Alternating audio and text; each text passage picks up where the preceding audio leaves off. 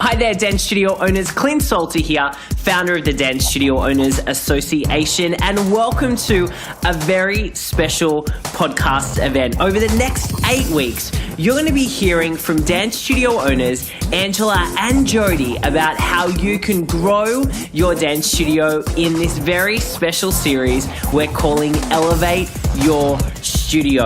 Over these next 8 episodes, you're going to be hearing ideas about how you can get more creative in the classroom. We're going to be talking about recitals. Angela and Jodi are jumping in how to have spectacular summer camps. They're going to be talking about creating an exceptional customer experience, how you can maximize your musical theatre programming, how you can promote a positive body image inside of the classroom, out of the box marketing ideas, and they're going to tell you about their absolute failures that they've had in their dance studio and how to avoid them. You're in for an amazing 8 weeks. Elevate Your Studio with Angela and Jodi starts now. Elevate Your Studio with Angela and Jodi. Finding the joy in studio ownership. I'm Angela Manella Hoffman. And I'm Jodi Schilling, and this is episode 5 of our 8-week mini-series. And today, awesome. I know, we're going to be talking about maximizing a musical theater program in your studio. Now, both of us have musical theater programs in our studio because that's part of our background. Yes, and have you always had the musical theater program, like from the very, very, very beginning? I did, because that was one of the missions in opening my studio, was that I wanted to have triple threat performers. Just because as a performer myself, you know, I remember going into auditions and not knowing what to have in my book of music or things like that. So I wanted to make sure our kids knew all of it. How about you? That's so great. Well, we taught private voice and piano and acting, but we didn't have the musical theater productions until about 6 or 9 months into that first year. Oh, okay. I didn't know that I was able to do it. And then once I did it, I was like, this is not so hard. No, I mean, it's not. It's not as hard as you would think it would be. Right. And we're going to give you some tips to help you navigate through it if you're not a performer or even if you are. What do you think some of the benefits are of having a musical theater program? Well, I was just going to ask you the same thing. I think that in theater, when they added the musical theater numbers, it was because the emotion was so heightened, they had no other way to express themselves except to add singing and dancing, right? Right. And I think that is also the same for kids. They have all these cooped up emotions and they don't necessarily always have the words to express themselves. And so through music and dance and these stories, they can express themselves. They build their confidence. They learn empathy about these other characters. They're connecting with people, like really listening and joining in on a scene. I think there's so many benefits. And I think, too, for us, a lot of our kids who wouldn't necessarily be a traditional dancer find what they're missing in our musical theater programs. Because if they're not really good at sports and they're not really great at, you know, the technical ballet, so often they can feel lost. And, you know, some of those kids are just amazing creatives. And the loud, booming voices, and, you know, they don't quite fit in someplace else. And so I think the musical theater program really helps with that as well. And our numbers for our musical theater programs are really, really high because we do incorporate all of those different things and sets us apart from other studios too around the area. Oh, yes. And even for your dancers, if they want to go to the next level, because learning choreography is one thing, but once you add learning music and lyrics, and scenes and intentions and blocking and where to pick up this prop and where to set it down and where to stand. There is so much that you're like juggling. It's just a whole new level of absolutely. And even how to audition. You know, our dancers how to do that for dance, for theater, for singing. You know, it's a skill. It's a separate skill. So the musical theater programs are really helpful with that, I think. I would agree.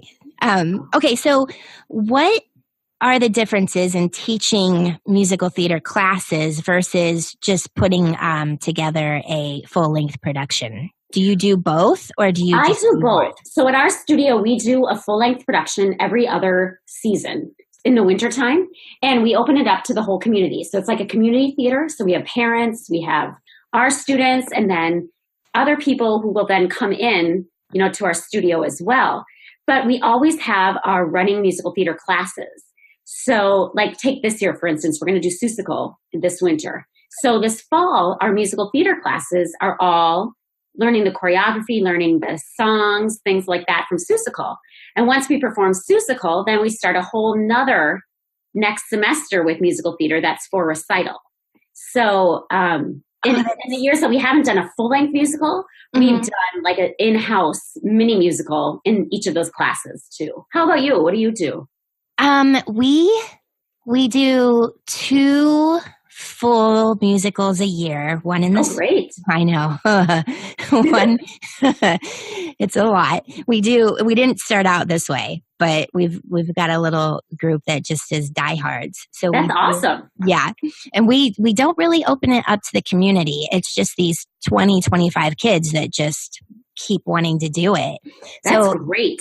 Our full musicals, there's 2 that we do, one in the winter, and it's ages 7 to 18. And then we do one in the summer, which is the same group essentially. Yeah. And it runs like 12 weeks of rehearsals for like 2-3 hour rehearsals. And then we've got the dress and the tech and the 2 or 3 performances. And they pay the fee for that. We charge tickets. We do it in a little theater.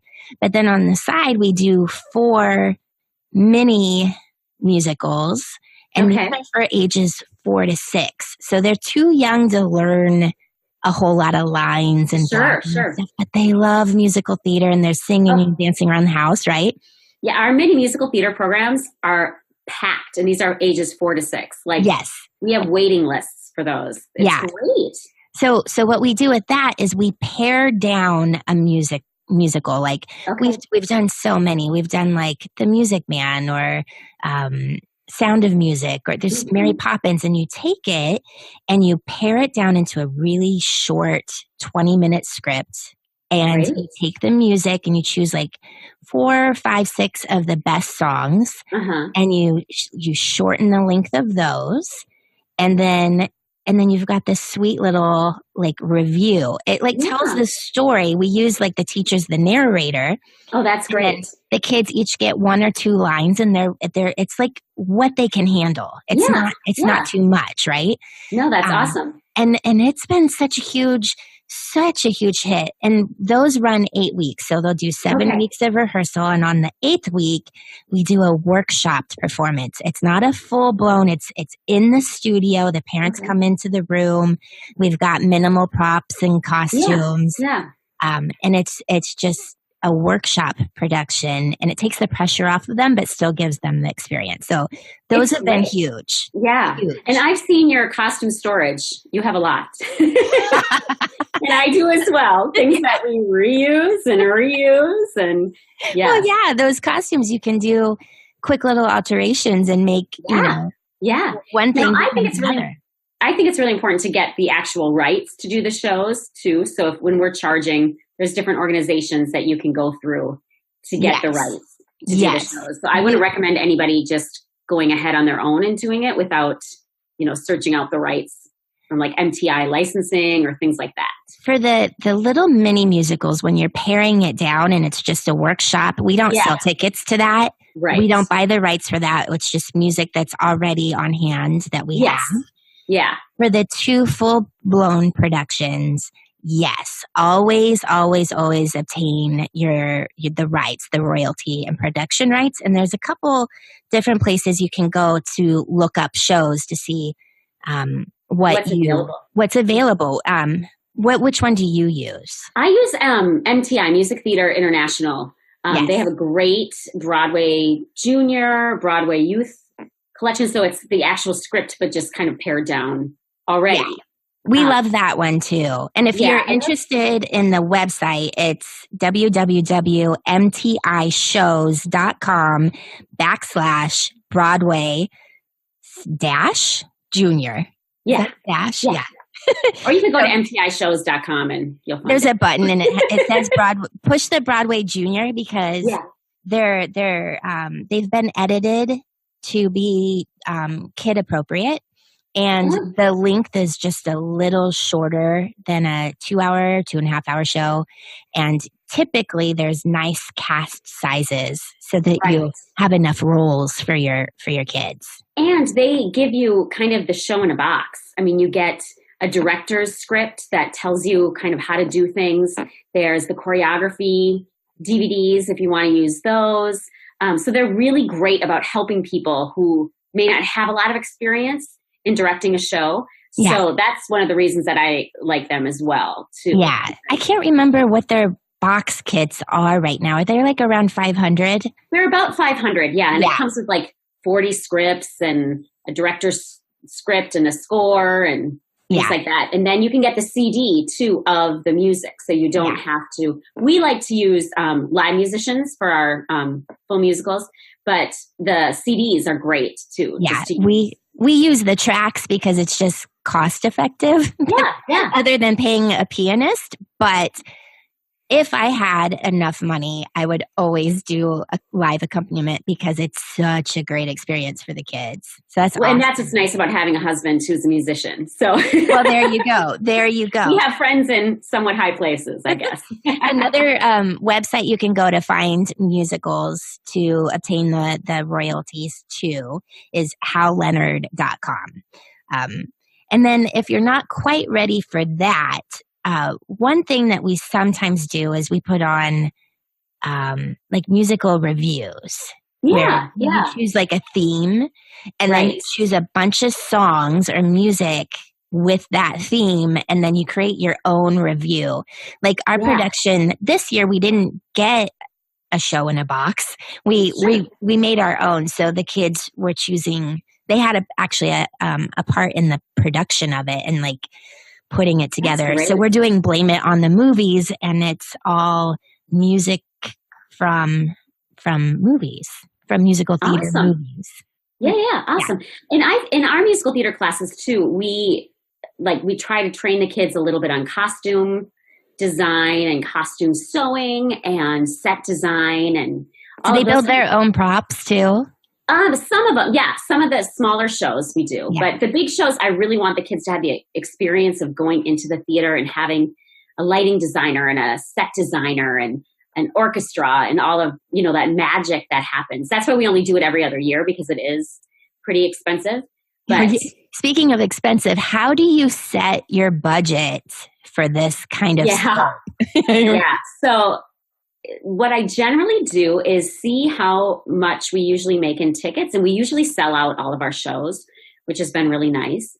And I take what we would bring in from one show approximately, and that's what I try to use for the budget. And there's so many, especially here in the Minneapolis area, there's so many Facebook groups for technical theater on a budget, and people loan each other things and you can borrow things from other people. So if there's something like that around you, that's a great idea. Those are great resources. Yeah. Yeah, great resources.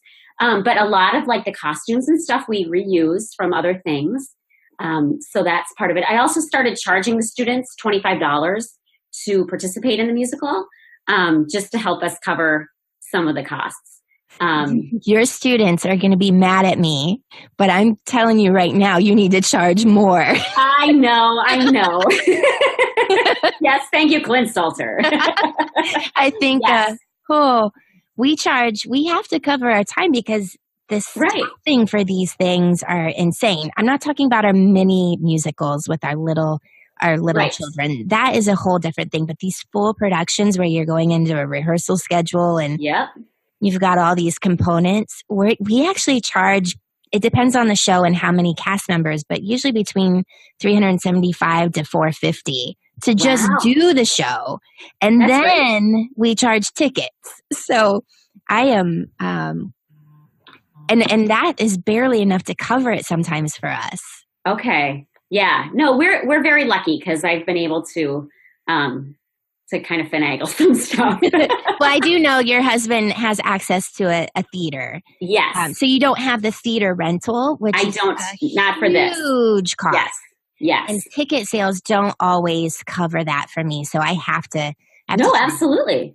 Absolutely. And I think you need to really look at that with anything with your budget to see what, and now our students will also have to take the musical theater classes that semester. Ah, so there you go. Classes as well. But there's an extra little fee that we do for that. Okay, so maybe that's where we're making up the difference because you have them taking the classes and I'm just having them go to the rehearsals. Yeah, no, and that could. So we do classes during the week, like our normal musical theater classes, and then we have weekend rehearsals with everybody, like the adults. Oh, okay. Different things like that too. So I'm sorry if that didn't make. No, that totally makes sense now. So Jodi, how do you structure a musical theater class? For me, we always start with some improv games and some acting exercises. And I have an accompanist and a music director in all my classes, as well as a choreographer. So they're getting the live music as well as the dance teacher. So I have 2 teachers that I pay for each musical theater class. How do you structure? We use we've been lucky. We use, we've got 2 musical theater directors that we alternate. Great. And they are also dancers. Awesome. So I'm lucky in that way because they fulfill the role of being able to teach everything, but they do also play piano and they will go and take them to the piano room and work out certain sections, but mostly we're using tracks. Okay. Just so that I have just one teacher in the room. Sure. But I mean, if I didn't have someone who could do both things, I would have to bring in another teacher. Yeah. And that's one of the expenses that comes with musical theater. But I mean, there's ways to work around it for sure. Absolutely. Yeah. So in these musical theater productions, how do you go about casting? Ooh, that's always the fun one. So we cast in the summer with our musicals for the lead parts. Mm-hmm. And since we open like our musicals up to community members, we get other people coming in. Generally, the lead parts go to the students that we've had because we know we can trust them. We know how their work ethic is and all of that. This year, though, I have cast 2 kids in the lead role, and they're going to alternate performances. But generally, we just do one actor per role, and it's just like casting anything else, really. I mean, you get those parents that are angry. And what do you do? What do you do with a parent who's like unhappy about, or a child that's unhappy about the casting? They didn't get the part that they wanted. What do you do? What do you say? Well, on our audition forms, even, we put down that, how you get cast is just representative of how you did today. It doesn't mean you're a bad person. It doesn't mean you're a bad actor. So we always kind of preface it with things like that. And when the cast list comes out, I have a whole cover sheet too that talks about all the different things that go into casting before the cast list comes out. So that kind of helps a little bit, but there's still, it's still, I tell them I've gotten thousands of auditions that I haven't gotten the role for. And it's part of the process. You're not going to get everything. And if you do, you're not going to the right places because it's too easy then. So how about you? How do you deal with that?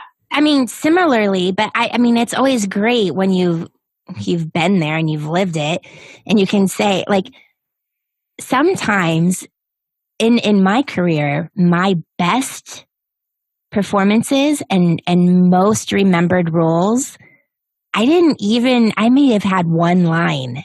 Absolutely. Like, there is never a small part. Ever. No.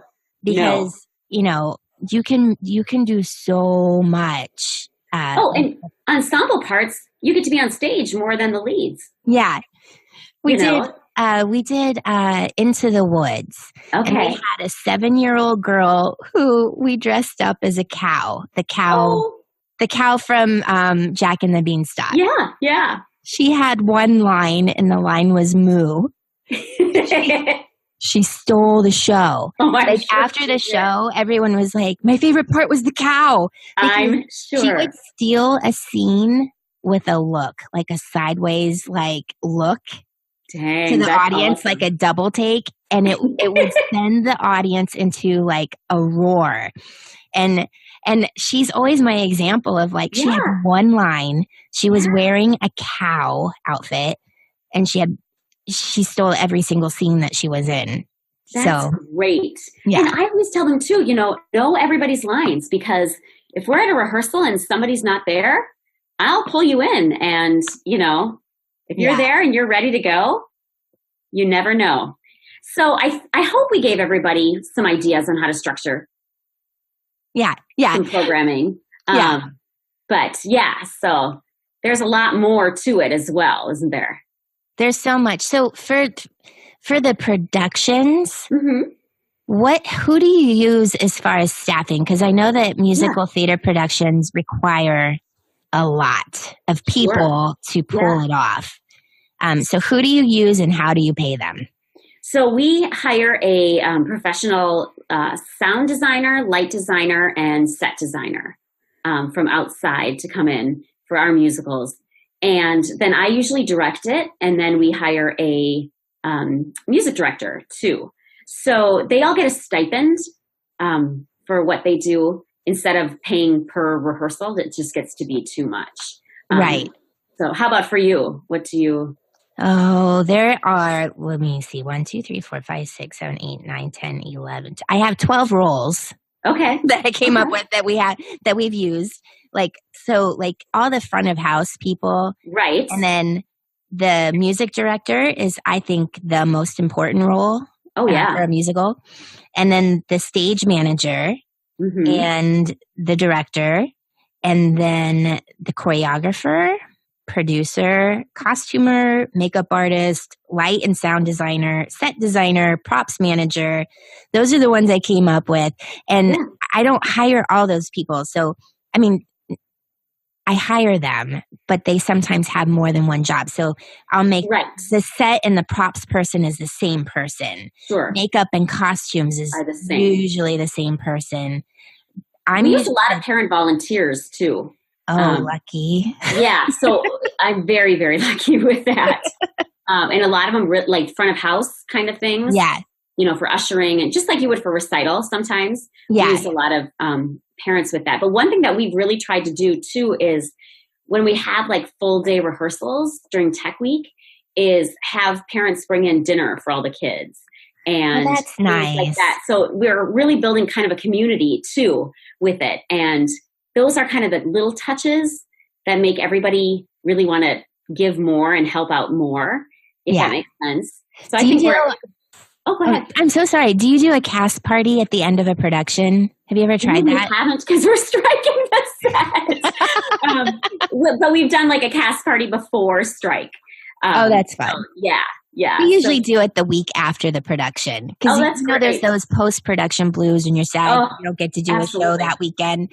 We'll have a little party the weekend after a performance. Great idea. Just to kind of like ease it. And everyone they get a little gift from the director. And nice. Everyone gets to say their favorite thing about the production experience. That's awesome. It's really sweet. What kind of things do you do to intentionally grow your musical theater program? Well, I try to bring in some good name people from this area that are in musical theater productions.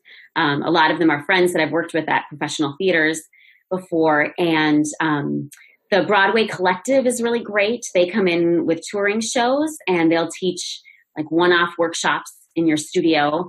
We've used them before to kind of help us grow the musical theater program. But I think whatever you can do to kind of make it not just in-house, but try to bring it into the bigger community helps too. How about you? What do you do? I think that it naturally grows when your cast is bringing their friends to see them perform. Sure. The friends are like, that looks fun. And we find that the word of mouth is our biggest way to grow the program. I think we started off kind of small. Like there were only 12 12 kids in our very first production. Yeah. So that's so great, though. Well, yeah, but it took a lot of advertising. That first year, you're a new business. Right. So trust us, we know what we're doing, and they don't know who you are yet. And our casts are about 70 people that we have for our shows. So it's quite a big... Do you double cast? Or are you... No, just this year we started just double casting the one little lead boy.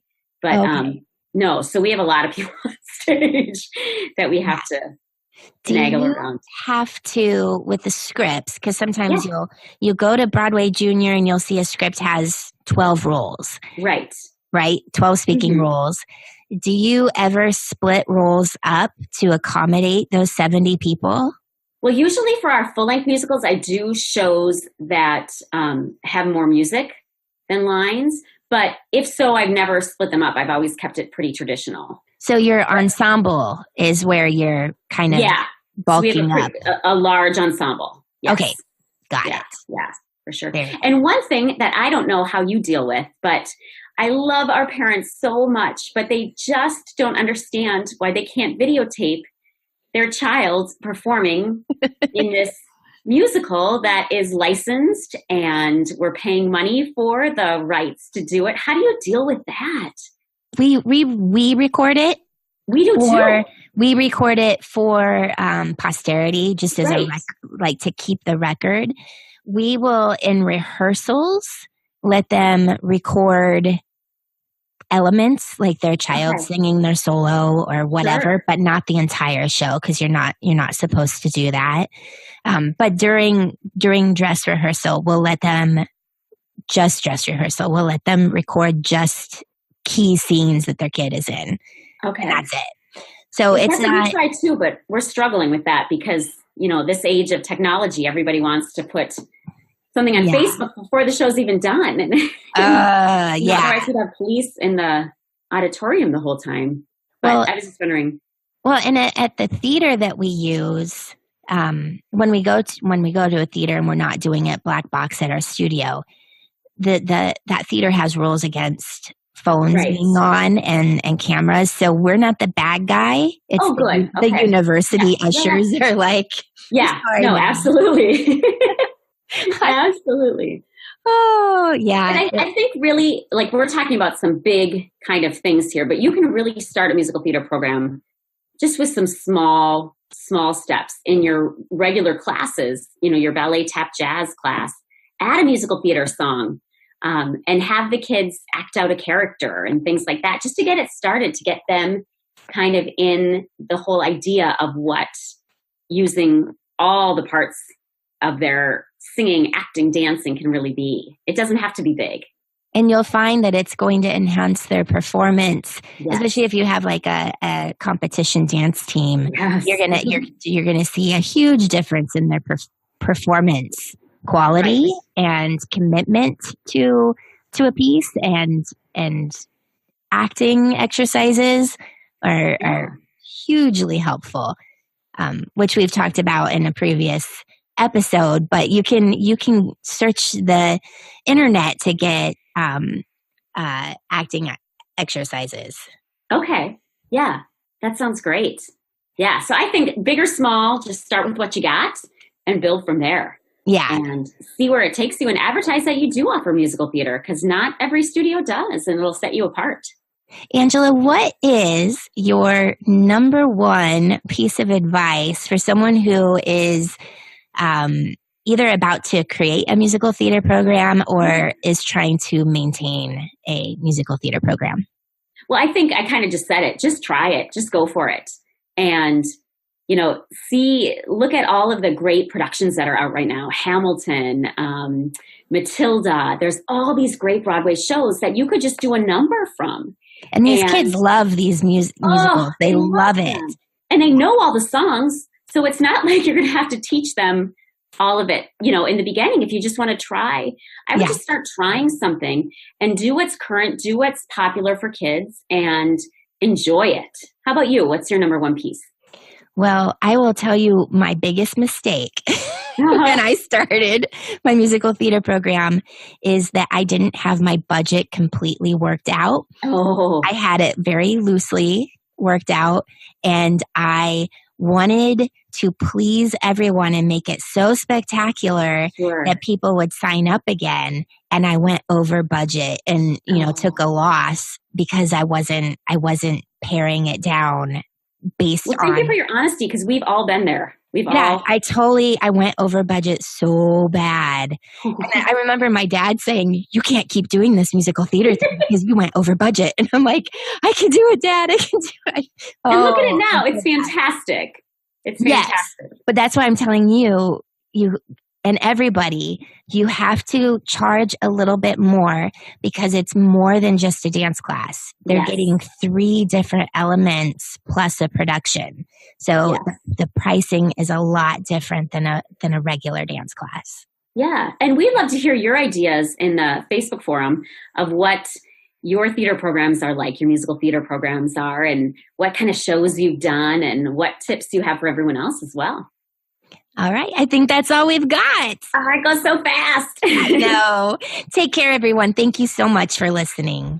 Thanks so much for joining us on today's episode. I hope you got a huge amount of value from the amazing Angela and Jodi, who are not only dance studio owners, but they are also members of our Dance Studio Owners Inner Circle program. Now, if you would like more information and resources on how you can grow your dance studio while reclaiming your life, please head to our website, dsoa.com.